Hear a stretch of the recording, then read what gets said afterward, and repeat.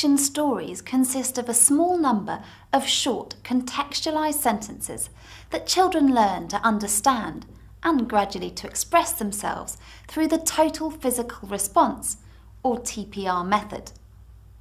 Teaching a foreign language by using TPR resembles the way that children acquire their first language.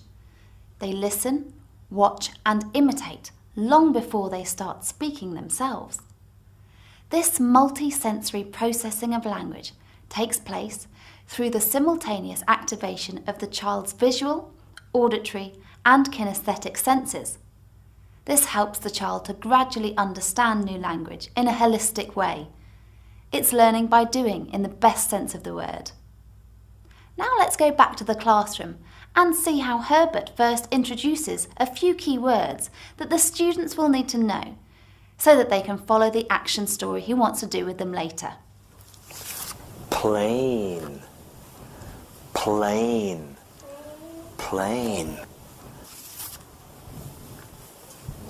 Car, car, plane, car. Teddy, teddy, okay. Plane, car, teddy. Plane, car, teddy. Doll, doll. Plane, car, teddy, doll.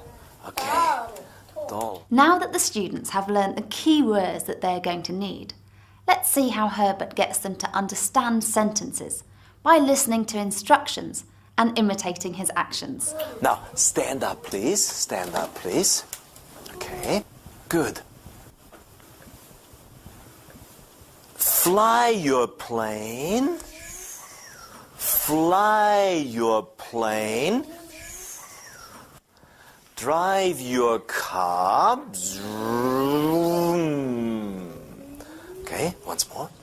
Fly your plane.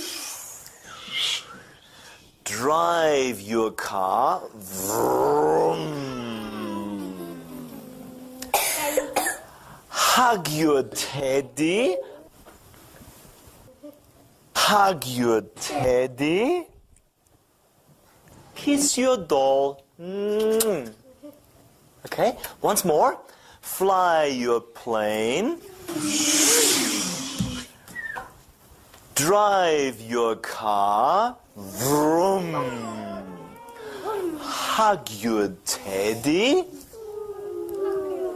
Kiss your doll. So that was the first phase of an action story. What's important here is that the teacher adapts his or her teaching pace to the student's pace of learning. In other words, the teacher introduces the sentences gradually and one after the other, and always repeats the previous sentence or sentences before introducing a new one. What's also important is that the teacher strictly keeps to the order the sentences were presented in. Next, we'll see the second phase, where Herbert gives the instructions, and it's important, remember, that this is done in the same order as before.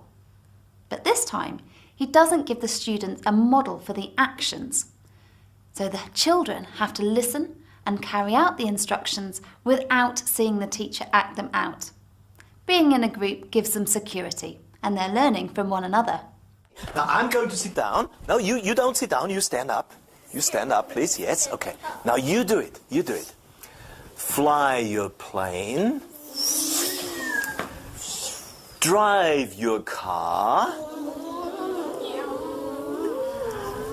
Hug your teddy. Kiss your doll. Yes, good. So, what's next?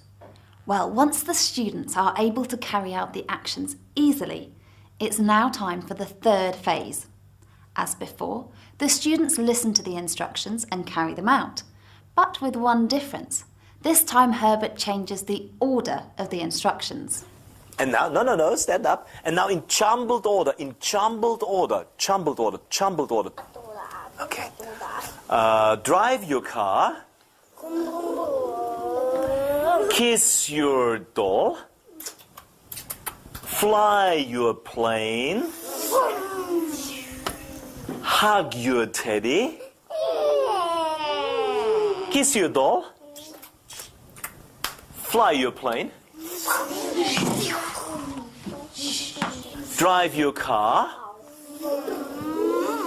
Hug your daddy. Kiss your doll. Hug your teddy. Chantal, hug your teddy? Yes. Very good. Thank you. Sit down, please. As you can see, for the students, action stories are fun. And at the same time, they're an important way of making the children feel that they can understand the target language from the very beginning.